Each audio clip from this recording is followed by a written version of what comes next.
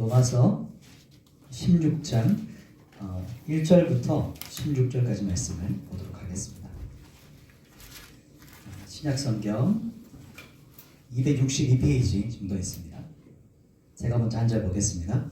내가 갱그레아 교회 일꾼으로 있는 우리 자매 베베를 너희에게 추천하노니 너희는 주 안에서 성도를 하나님의 뜻대로 그를 영접하고 무엇이든지 그에게 세우는 일을 도와주시니 이는 그가 여러 사람과 나의 보호자가 되었습니다.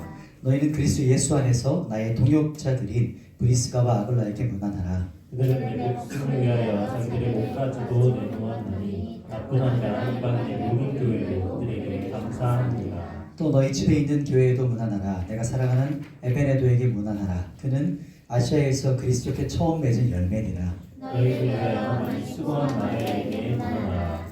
내 친척이여 나와 함께 갇혔던 안드로니고와 유니아에게 문안하라. 그들은 사도들에게 존중이 여겨지고 또한 나보다 먼저 그리스도 안에 있는 자라. 또 주 안에서 내 사랑하는 안돌리아에게 문안하라. 그리스도 안에서 우리의 동역자인 우르바노와 나의 사랑하는 스타브에게 문안하라. 그리스도 안에서 인정을 받는 안벨레에게 문안하라. 아리스토블로의 권속에게 문안하라. 내 친척 헤로디온에게 문안하라. 나기수의 가족 중 주 안에 있는 자들에게 문안하라. 주 안에서 수고한 드루베나와 드루보사에게 문안하라. 주 안에서 많이 수고하고 사랑하는 너시에게 문안하라. 주 안에서 택하심을 입은 루포와 그의 어머니에게 문안하라. 그의 어머니는 곧 내 어머니니라. 아수르와 블레몬과 허메와 아르바와 허마와 그들과 함께 있는 형제들에게 문안하라. 빌롤로그와 율리아와 또 네레오와 그의 자매와 울름바와 그들과 함께 있는 모든 성도에게 문안하라. 내가 거룩하게 입맞춤으로 서로 문안하라. 그리스도의 모든 교회가 다 너희에게 문안하느니라. 아멘. 오늘 본문은 이제 로마서 16장 이제 마지막 장이거든요. 이제 에필로그라고 해요. 이제 마지막 맺은 말을 이제 하고 있는데 이제 서로 안부를 묻고 이제 인사하는 것처럼 들려지는데 16장은 사도 바울에게 있어서 연합한 동역자들에 대한 이제 마지막 문안 인사예요. 어떤 거냐면 사도 바울의 심장에 새겨져 있는 사람들. 마지막 끝을 편지를 쓰는데 이 사람들의 이름이 한 사람 한 사람 나오잖아요. 근데 이제 그 사도 바울의 심장을 털어서 나오는 인생의 딱 이름들이에요. 그래서 이 한 사람 한 사람 다 너무 특별하기 때문에 16장만 가지고도 막 소개하신 분이 많아요. 한 사람 한 사람. 오늘은 제가 그 중에서도 사도 바울에게 있어서 정말 특별한 이제 그 동역자 중에 몇 사람을 조금 여러분과 나누려고 해요. 누군가 한번 보도록 할게요. 오늘 말씀의 제목은 주 안에서 연합한 동역자입니다. 이 말씀을 같이 한번 좀 나누고 싶어요. 첫 번째는 이제 1절 말씀을 보면 한 여인이 나옵니다. 같이 한번 1절 읽어볼까요? 1절 시작. 내가 겐그레아 교회의 일꾼으로 있는 우리 자매 베베를 너희에게 추천하노니. 첫 번째는 로마 교회의 복음 전달자, 로마서 복음 전달자 이름이 뭐죠? 베베인데 그 앞에 뭐가 붙어요? 일꾼 베베예요. 일꾼 베베. 사도 바울이 가장 먼저 언급하는 이름이 누구죠 지금? 이 베베라는 사람이거든요. 이름만 들어도 알겠죠? 이분이 남자이실까요? 여자실까요? 여자세요. 여자 사역자세요. 여성 사역자세요. 그리고 일꾼이라고 번역된 말은 다른 말에는 이제 집사라고 표현되거든요. 번역돼요. 그래서 일꾼이지만 어찌 보면 성령의 기름 부음 받은 어떤 사역자라고 볼 수 있어요. 근데 이 사람이 어떤 동역자냐면 2절에 나와요. 어떤 일을 했냐? 같이 한번 볼까요? 2절 같이 읽겠습니다. 시작. 너희는 주 안에서 성도들의 합당한 예절로 그를 영접하고 무엇이든지 그에게 소용되는 말을 도와줄지니 이는 그가 여러 사람과 나의 보호자가 되었습니다. 아멘. 베베를 너희가 맞을 때 합당한 예절로 맞이해. 이렇게 사도 바울이 권면해요. 왜 그럴까요? 지금 이 베베는요. 지금 우리가 읽고 있는 성경이 뭐죠? 로마서잖아요. 지금 우리가 이 로마서를 읽고 있는데 이 로마서 편지를 직접 가지고 어디까지 갔을까요? 로마 교회까지 갔던 여성 사역자였어요. 그래서 이 여성이 상상이 되시죠? 이 로마서라는 복음의 전달자, 복음의 편지를 가지고 여성으로서 그 당시는 얼마나 더 힘들었겠어요. 근데 그 먼 길을 갑니다. 전해지는 이야기를 따르면 이게 성경에 보면 지금처럼 이렇게 종이로 돼 있지 않았어요. 두루마리, 파피루스라고 하죠. 이렇게 그 옛날 문세 보면 이렇게 막 말아가지고 있는 거 기억나시죠? 그렇게 돼 있는데 그건 이제 편지화 시켰을 때 그렇게 됐던 것이고, 대부분 생각할 때는 두루마리처럼 쫙 펼치고 그런 편지였다는 거예요. 그래서 어떻게 말하냐면 이 베베의 몸에 로마스 편지를 이렇게 감아서 숨겨서 편지를 가져갔다, 이런 어떤 이야기도 들려요. 엄청난 거죠. 신약 시대 때 남성들도 감당하기 어려운 거였거든요. 왜냐하면 그 당시 핍박과 어려움의 시대였어요. 예수 믿는 것 자체만으로도 엄청나게 고난을 받을 수 있는 시대였거든요. 그런데 이 남성들도 잘 감당할 수 없는 것을 지금 이제 베베, 이 사역자가 감당합니다. 그 먼 길을 떠나는 거죠. 이 베베를 보면서 우리가 진짜 사역자의 모습이 뭘까, 또 진짜 섬긴다는 게 뭘까를 이제 볼 수 있는 거거든요. 왜냐하면 그 험한 길을 가면서 왜 그 길을 가냐면 이 복음을 내가 전달해야 된다는 그 사명을 받았어요. 소명감이 있었어요. 그래서 사도 바울이 쓴 편지를 가지고 자신에게 전해졌던 이 편지를 내가 전달해야 한다, 이거에 어떤 붙잡혀 있는 마음이 이제 있었던 거죠. 이 모습을 보면서 우리가 이제 베베를 바라보면 조금 다르죠. 그냥 16장 1절 보면서 우리 자매 베베 이렇게 넘어갈 수 있는데, 이 사람이 이런 인물이었구나. 이렇게 이름 한 구절 한 구절마다 사도 바울은 짧게 얘기하지만 다 뭐랄까 인생이 엮여져 있는 거죠. 사도 바울과 하나님과의 관계 안에서 이렇게 볼 수 있어요. 이렇게 이제 16장이 진행이 되어질 텐데, 오늘 본문이 좀 길잖아요. 16장 전체가 에필로그이기 때문에 다 볼 수는 없고 그 중에 우리 청년들하고 정말 나누고 싶은 몇 사람만 조금 나눌 거예요. 두 번째는 어떤 사람이냐면 이제 영광의 사역자들, 사도 바울과 함께했던 연합한 그 사역자들을 같이 한번 좀 볼게요. 두 번째는 누구냐면 3절에 나와요. 3절 말씀을 또 한번 같이 읽어볼게요. 우리 소리내서 같이 한번 읽어보겠습니다. 시작. 너희는 그리스도 예수 안에서 나의 동역자들인 브리스가와 아굴라에게 말하라. 두 번째는 내 목숨 같은 브리스가 아굴라입니다. 이 두 사람 이제 부부거든요. 그 들어봤죠? 브리스길라 아굴라라는 말을 많이 들어봤죠? 서신서나 사도행전에 보면 브리스길라 아굴라라는 이름으로 많이 나와요. 그리고 나중에는 또 아굴라 브리스길라에다가 이름이 바뀌기도 하고, 앞뒤가. 이 브리스길라와 아굴라는 사도 바울과 똑같은 직업을 가지고 있었어요. 어떤 거냐면 텐트 메이커였어요.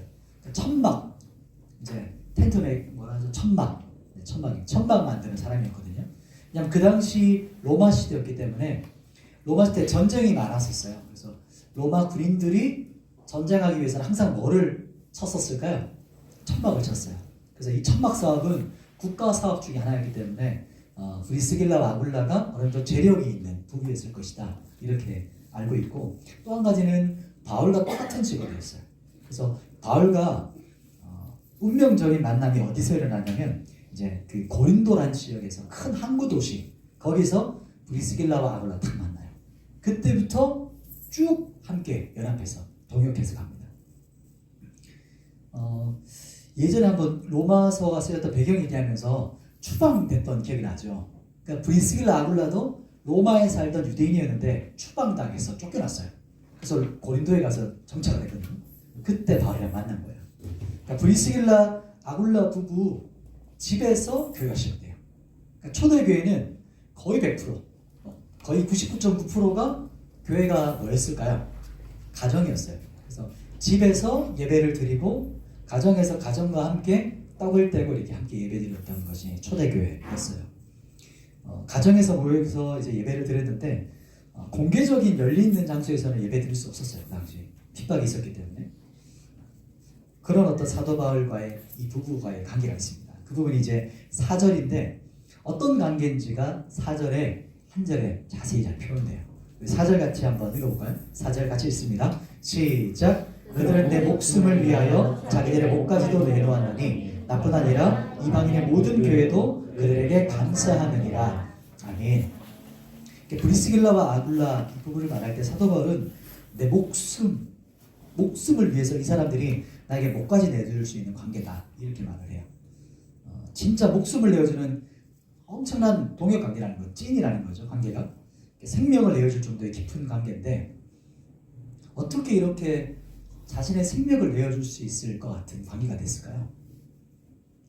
이게 예상하는 거죠. 한번 생각해 보는 거예요. 어떻게 이런 관계가 맺어질 수 있을까?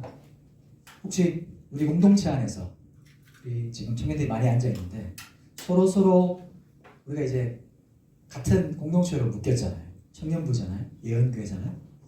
우리 예언교회 청년부 안에서 정말 내 목숨처럼 아끼는 동역자가 누가 있을까? 또 그런 관계가 있다면 어떻게 내가 그런 관계를 그 사람과 맺게 됐지? 한번 생각해 보실래요?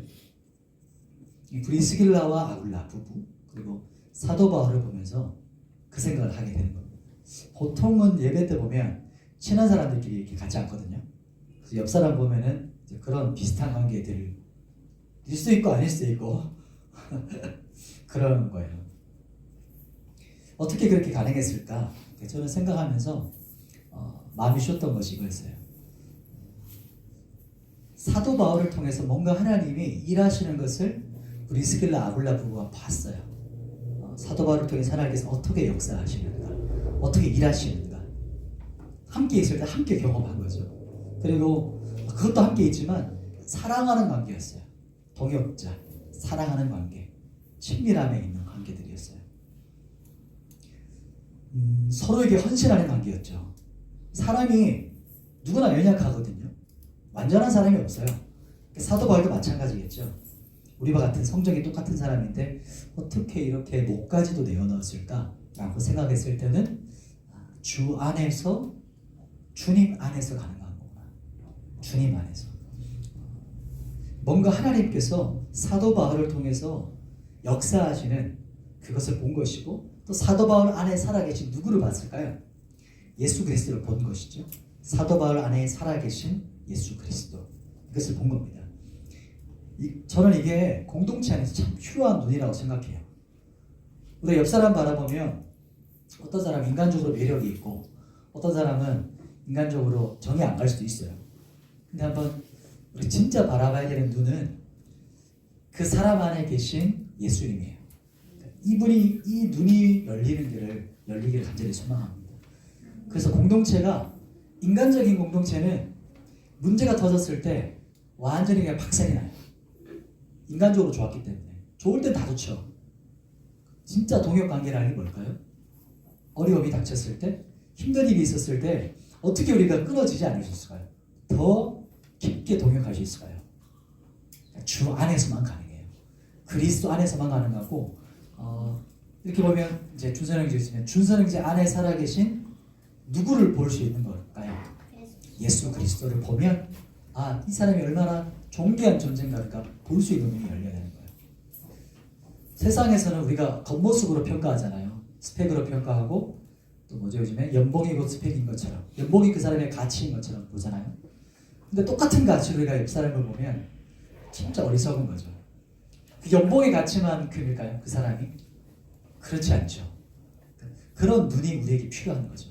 옆 사람을 바라볼 때 취준생이고 지금 아무런 그냥 백수예요. 요즘 백수가 더 바쁘긴 하지만 아무것도 하지 않아도 뭔가 세상적으로 봤을 때는 스펙이 없을지라도 그 안에 계신 예수 그리스도를 보는 눈 그게 참 필요합니다. 공동체에서 뭔가 누군가 슈퍼히어로 같은 사람이 나와가지고 막 1000% 막 엄청난 막 성과를 이루고 이런 게 아니에요. 공동체는 주님의 몸된 교회로 모였거든요. 한 사람 한 사람이 주님 안에서 이렇게 한 사람 한 사람이 모여서 세워져 가요. 지어져 가요. 그 사람이 없으면 그 자리는 누구도 채울 수 없어요. 가장 고유한 그 사람의 독특한 존재이기 때문에 이렇게 공동체 우리가 부름받은 겁니다. 저는 예전에 효율적인 걸 많이 지금도 보면 그렇게 해요. 효율적인 거. 이게 효율적이냐? 20대 때 이걸로 엄청 많이 싸웠거든요. 공동체에서 리더들과 또 뭐 사역할 때. 근데 그걸 통해서 많이 하나님의 깨달음을 많이 받았던 기억이 나요. 그 구체적인 스토리는 겨울 수련회 때 조금 자세히 나눌 텐데 공동체는 효율성을 가지고 돌아가지 않아요. 내가 원하는 가장 최적의 상태로 돌아가는 것이 아니고 사도 바울과 아굴라 부부처럼 이런 비효율적인 관계를 맺어가요. 예수님도 생각해 보실래요? 예수님이 효율적으로 사역하셨다면 어떻게 하셨을까요? 아기로 오셨을까요? 그럴 필요가 있을까요? 30년을 기다려야 될까요? 그냥 이 땅에 오실 때 아기로 올 필요가 없이 엄청난 화려한 슈퍼맨처럼 그 당시 모든 사람이 알아볼 메시아의 모습으로 등장해가지고 사람들에게 쫙 자신을 보여주면 모두가 다 믿게 만들면 되잖아요. 근데 예수님 그렇게 오지 않으셨어요. 그냥 예루살렘이라는 아주 변방의 도시에 작은 도시에 오셨는데 그 예루살렘도 아니에요. 나사렛이라는 완전 촌동네예요. 지금 강원도 산골 같은 동네에 태어나셔가지고 30년을 있으셨다가 그것도 3년 사역하시고 죽었어요. 그게 그분이 택하신 사역의 방법이었어요. 이게 무슨 메시아 구원자 모습입니까? 비효율적이잖아요. 그런데 그분은 그 인생을 효율적인 성공의 길이 아니라 십자가 길을 가셨어요. 십자가의 길을 걸어가셨어요. 사람들이 볼 때는 어리석은 길이었고 왜 그렇게 비효율적으로 이래요? 마지막 죽기 직전에 남긴 사람이 12명이에요. 지금 온 세계를 복음화시켜야 되는데 12명이 추종자가 남았어요. 그런데 12명도 죽기 직전에 다 도망갔어요. 우리가 인간적인 눈으로 봤을 때는 실패죠. 그런데 주님은 그렇게 하지 않으셨어요.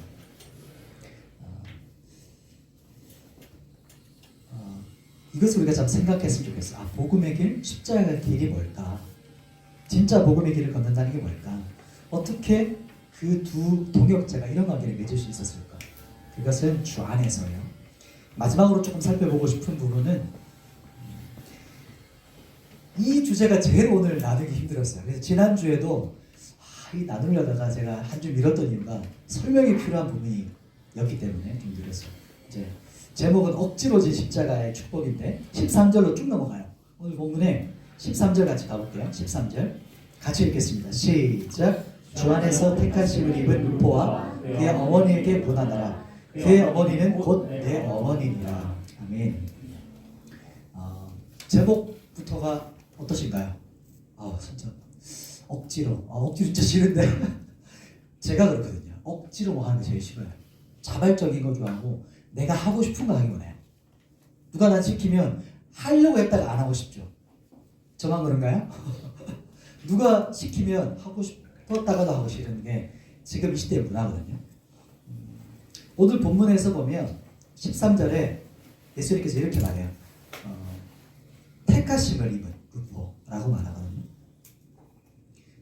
이 루포는요 초대교회의 유명한 지도자였어요. 이제 어떤 것으로 유명했냐면 그의 아버지가 유명했어요. 그 아버지가 누구냐면 시몬이었거든요. 그게 어디 이제 나오냐면 마가복음이 나와요. 마가복음 제가 PPT 한번 띄워줄게요. 같이 한번 앞에 눈이 좋은 분은 앞에 보면서 한번 읽어보겠습니다. 시작. 마침 알렉산더와 루포의 아버지 구레네 사람 시몬이 시골로부터 와서 지나가는데 그들이 그를 억지로 같이 가게 하여 예수의 십자가를 지우고. 아멘. 여기 보면 이 루포와 함께 누가 나오죠? 아버지 구레네 사람 시몬이에요. 구레네는 지금으로 이제 시리아, 이제 그 아프리카 쪽에 있는 리비아 쪽에 있는 아프리카에 있는 사람이에요. 그래서 흑인 계열의 유대인입니다. 디아스포라라고 볼 수 있어요. 근데 이 사람이 어떤 일이 있었던 거냐면 예수님께서 십자가에 달려 돌아가실 때가 유대력으로 말씀하는 유월절 절기였거든요. 유월절 아시죠? 어린 양을 잡아서 피를 뿌리는 그 절기. 그때 디아스포라에게서는 이 유월절 절기로 예루살렘을 간다는 게 엄청난 흥분되는 일이었어요. 1년을 준비해서 예루살렘으로 가서 이 절기를 지키는 거예요. 근데 딱 갔더니 어떤 일이 벌어졌냐면 지금 마침 예수님이 뭐를 지고 가고 계세요? 십자가를 지고 골고다 언덕을 걷고 계시는 거예요. 그런데 그때 구레네 사람 시몬이 지금 누구와 함께 갔다고 성경이 말하냐면 마침 알렉산더와 루포의 아버지 구레네 사람 시몬이라고 말해요. 이제 구레네 사람 시몬의 아들이 아마 알렉산더를 볼 수 있는 것이죠. 루포. 같이 갔다라고 많이 표현해요. 같이 올라갔다. 예수님께서 십자가를 지실 때 그때 불행의 집 옆에 있었는데 로마 병사가 시몬을 딱딱 쳐요. 창으로. 그게 무슨 신호냐면 짐을 대신 지라는 거예요. 그 당시 법적으로 보면 로마 병사가 군사가 누군가에게 딱 어떤 걸 요청하면 무조건 이렇게 합리적인 길까지 가게 돼 있어요. 시킨 대로 순종하게 돼 있었거든요. 근데 그 시킨 운반해야 되는 이게 뭐였죠? 십자가였어요. 그래서 마가복음에서는 뭐라고 말하냐면 그를 억지로 같이 가게 했다 이렇게 말해요. 십자가를 억지로 지게 해서 올라가요. 예수의 십자가를 지고 시몬이 예수님의 십자가를 지고 올라가요. 그 길이 어떤 길이었죠? 골고다의 길이었거든요. 십자가 골고다. 그 언덕을 올라갑니다. 오늘 로마서 16장 13절에 보면 이 루포가 나오면서 얼마나 특별한 관계인지를 또 이야기해요. 그의 어머니 나와 같은 나의 어머니다. 이렇게 특별한 관계인 것을 이제 말을 하죠. 억지로 십자가 지는 거 청년들 한번 묻고 싶어요. 억지로 지는 십자가가 의미 있을까요? 어떻게 생각해요? 억지로 뭔가 순종하는 거 지키만 하면 마음이 안 내켜요. 근데 순종을 해. 의미가 있을까요? 제가 이것 때문에 계속 고민했었어요. 진짜 이거 어떻게 의미가 없을 것 같은데 근데 성경을 봤을 때는 뭐라고 나와요? 네, 하나님은 일단은 먼저 하나님은 자원하는 예배를 기뻐하세요. 자원하는 순종과 예배를. 그런데 그와 함께 억지로 지는 십자가도 하나님께 축복하세요. 이 부분을 어떻게 청년들에게 설교해야 되나 망설여졌어요. 왜냐하면 제 선입견이 있었거든요. 내가 가지고 있는 제 성향, 제가 가지고 있는 제가 좋아하는 거, 내가 가지고 있다고 생각하는 그런 어떤 생각들과 정반대가 오늘 이 본문이에요. 제 생각을 이 말씀 앞에 꺾는 거죠. 왜냐하면 억지로 순종하는 것도 하나님은 축복하십니다. 이 말씀을 나는 그렇지 않아도 그걸 받아들여야 돼요. 그냥 말씀이 그렇게 말씀하고 있기 때문에 한번 잘 생각해 보세요. 시몬의 아들이 누구였죠? 알렉산더와 루포였거든요. 이 알렉산더와 루포는 초대교회 지도자로 유명한 분이었어요. 이 시몬의 억지로 지는 십자가 때문에 온 집안이 예수 그리스도를 믿는 집안이 돼요. 가문이 돼요. 자녀들은 어찌 보면 영광스러운 초대교회의 지도자가 되거든요. 근데 이것을 가지고 이것은 먼저 생각해 봐야 돼요. 진짜 믿었기 때문에 진짜이기 때문에 전수가 된 거예요. 믿음이 전수가 일어났는데 진짜이기 때문에 믿음이 전수가 일어났어요. 지금 진짜 십자가를 지고 가는 시몬을 그림이 하나 있긴 하지만 한번 상상으로 한번 그려보세요. 시몬은 유월절 절기를 지키러 갔는데 십자가를 지고 골고다에 같이 올라가요. 골고다 언덕에 올라가서 뭔가를 봤어요. 목격했어요. 그리고 바뀌는 거거든요. 시몬이 그냥 억지로 졌기 때문에 축복해 주시는 게 아니고 시몬이 뭔가 바뀌었어요. 그게 무슨 말이냐면 십자가를 지고 진짜 십자가잖아요. 나무 그걸 지고 올라가면서 예수님 옆에서 같이 갔어요. 예수님을 같이 갔고 그의 눈빛을 받고 그분의 숨결을 느꼈고 골고다의 죽음의 현장까지 갔어요. 근데 그 현장에 보면 참 아이러니컬한 게 그분을 따랐던 제자들은 다 도망갔어요. 근데 억지로 졌던 제자가 아니었는데 억지로 된 제자 한 사람이 옆에 있어요. 참 아이러니컬한 모습이죠. 저는 그 부분을 상상하면서 왜 변화됐을까? 시몬이 무엇 때문에 변화됐을까? 뭘 본 걸까? 저는 예수님의 그 십자가에서 하나님의 어린 양을 봤다고 믿어요. 좋다 좀 할게요. 십자가에 죽임당하시는 어린 양을 보면서 한 가지 제가 표현하고 싶은 것은 예수님께서 십자가에 달리셔서 한마디 선포하셨어요. 그 말씀 기억나시나요? 제가 한 적 있나요? 예수님께서 십자가에 죽으시기 전에 뭐라고 선포하셨죠? 그렇죠. 다 이루었다. 온 예루살렘이 떠나갈 듯이 부르짖은 걸 정도가 아니고 울부짖었어요. 그러니까 짐승이 표현하는 것처럼 소리 질렀거든요. 그래서 어떤 사람은 소리 질렀다 해서 그 말을 분별을 못했어요. 그런데 정확하게 요한 사도는 다 이루었다라고 표현을 해요. 이 시몬이 저는 그 십자가 앞에서 그걸 봤다고 생각해요. 예수님께서 십자가에 죽으실 때 하나님의 어린 양으로 죽임당하시는 그 메시아를 봤다고 저는 믿어요. 그리고 나서 변화되거든요. 그리고 그가 진짜가 되어서 이제 제자로서 내려와요. 그리고 그 가문 전체가 예수 믿는 가문이 돼요. 그 리비아 지역에. 처음에는 어땠냐면 억지로였어요. 처음에는 억지로 끌려 올라갔어요. 그런데 그것 때문에 진짜 예수님을 만나요. 억지로 순종했는데. 그리고 예수님을 경험하고 그분을 목격했고 그 은혜를 덧입었어요. 청년들에게 묻고 싶은 거는 진짜 제자가 뭘까요? 20대 제자라고 하면 조금 뭐랄까요? 조금 옛날 언어거든요. 제자가 뭘까요? 그리스도인이라는 말이 많이 들려요. 예수 믿는 사람. 근데 성경에서는 제자도를 얘기하거든요. 제자도. 진짜 주님을 따라가는 사람이 누굴까요? 어떤 사람일까요? 예수님은 제자들을 향해서 이렇게 부르셨어요. 콜링하셨어요. 부르실 때 예수님께서 우리를 부르셨다. 나를 따르라. 이렇게 부르셨다는 것은 디트리 보네포라는 분이 계시거든요. 독일에. 이분이 이렇게 말해요. 예수님께서 나를 따르라. 부르셨다는 것은 어떤 말이다? 와서 죽으라. 이런 말이다. 라고 말해요. 지금 시대에는 너무 안 어울리죠. 근데 우리 여기 청년들에게 이렇게 진짜 와서 죽어라. 실제 생명을 내놔라. 순교해라. 이런 어떤 청년들은 많지 않을 수 있어요. 그러나 이것을 우리에게 적용하면 뭘까요? 예수님께서 나를 부르셨다.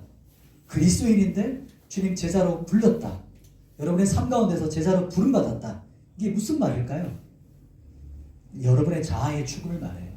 제가 느끼는 것은 우리를 불렀다는 것은 내 인생, 내 계획, 내 성공, 내가 원하는 것, 내 고집, 내 생각, 여러 가지 계획들, 그것들을 주님 앞에 너 내려놓을 수 있겠니? 라고 묻는 거예요. 나를 따르기 위해서, 십자가의 길을 가기 위해서 너 내려놓을 수 있어? 그것을 묻고 계세요. 처음은 다 그래요. 처음은 어떻게 가냐면 억지로 가요. 그럴 때가 많아요. 억지로 하기 싫지만 억지로 십자가를 지면 어떤 은혜를 더 경험하게 되냐면 억지로 졌는데 하나님을 경험하는 은혜가 있어요. 뭐 부인할 수 없는 실존적인 은혜예요. 그렇기 때문에 제자로 세워지고 자라가게 돼요. 우리 청년들도 좀 초청하고 싶어요. 그러니까 십자가 길로 초대하고 싶어요. 세상은 전혀 그렇지 않거든요. 반대 길로 초대해요. 성공의 길, 재밌는 길, 즐거운 길, 나이브한 길, 이것도 꽃밭, 꽃길. 그러나 성경은 죽음의 길, 십자가의 길, 실패의 길, 제자의 길, 십자가의 길이에요. 너무나도 반대되죠. 왜냐하면 왜 우리 청년들에게 초대하냐면 이 십자가의 길이 진정한 축복의 길이기 때문이에요. 그러니까 이 땅만 살 것이 아니거든요. 이 땅의 전부가 아니거든요. 제가 여러분에게 할 수 있는 메시지는 이건 같아요. 좋은 말을 해줄 수 있는데 제가 주일에 한 번 이렇게 1시간 만나가지고 진짜 중요한 이야기를 해야 되잖아요. 진짜 메시지를 해야 되잖아요. 성경을 이야기해야 되잖아요. 둘러치기 해가지고 좋은 말 해주면 안 되잖아요. 그죠? 오늘 성경에서는 르포를 보면서 해주고 싶은 우리 친구들에게, 우리 청년들에게 해주고 싶은 말은 억지로라도 십자가를 지라는 말이에요. 왜냐하면 그 억지로 진 십자가를 통해 여러분이 하나님을 만나는 길이 열려요. 말씀을 정리하겠습니다. 첫 번째, 로마의 복음 전달자로서 여성 사역자 베베가 있었어요. 복음 전달해야 된다는 사명, 그러니까 부르심에 붙잡혀서 살아갔어요. 어찌 보면 죽음의 위협이 있었거든요. 강도의 위협. 한 여성으로서 혼자 간단 말이에요. 엄청난 일이었었어요. 그럼에도 불구하고 그가 뭔가에 붙잡혀서 갔어요. 사역자로서. 이걸 통해서 우리가 진짜 주님의 사람은 어떤 사람인가를 돌아보게 되는 거고, 두 번째 사람은 부부였죠. 브리스길라와 아굴라. 이 부부를 보면서 공동체에서 어떻게 이런 관계를 맺을 수 있을까? 어떻게 이런 동역 관계를 맺는가? 라는 우리가 돌아보게 되는 거예요. 주 안에서. 그리고 하나님을 목격하는 관계. 서로가 서로를 바라보면서 깊은 사랑의 관계인데 주님 안에서 사랑하는 거예요. 인간적인 사랑을 뛰어넘는 관계. 그것을 여기서 말하는 거죠. 그래야 교회가 개모임이 안 돼요. 그렇게 해야 교회가 그냥 동아리 모임처럼 그때그때 즐거움을 추구하는 모임이 안 돼요. 우리 안에 예수 그리스도가 중심이 된 모임. 이것이 두 번째 브리스길라 아굴라를 보면서 우리가 동요관계입니다. 세 번째는 억지로 진 십자가의 축복이에요. 구레네 시몬이죠. 그는 진짜 예수님의 숨결을 받고 그분의 애통을 받고 그의 목소리를 들었어요. 아무것도 모르고 갔을 수도 있어요. 그러니까 기분 나쁘게 올라갔어요. 처음에는.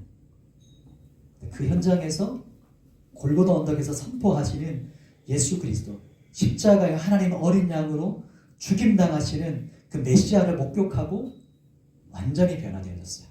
그리고 가문에 그 십자가의 영광을 흘려보내는 사람이 돼요. 여러분도 처음 시작일 수 있고 혹은 이제 2대 3대일 수도 있어요. 내가 첫 세대라는 사람도 있을 수 있어요. 근데 여러분이 진짜 십자가의 길을 가면 억지로라도 순종하게 길을 가면 그걸 통해서 주님을 경험하게 돼요. 다 그렇진 않아요. 억지로 한다고 다 그렇진 않아요. 억지로 해서 깨어진 사람도 있어요. 그러나 오늘 본문에서는 하나님을 목격하는 사람이 바로 이 구레네 시몬이에요. 이 사람은 예수님께서 나를 따르라 부르셨다라고 했을 때 자아가 죽었어요. 내가 죽었어요. 그리고 예수 그리스도를 경험한 내 욕심과 내 자아가 죽고 예수님을 경험한 사람이었어요. 이 십자가의 길로 우리 청년들을 쳐다보고 싶습니다. 우리 같이 한번 찬양하면서 기도했으면 좋겠어요.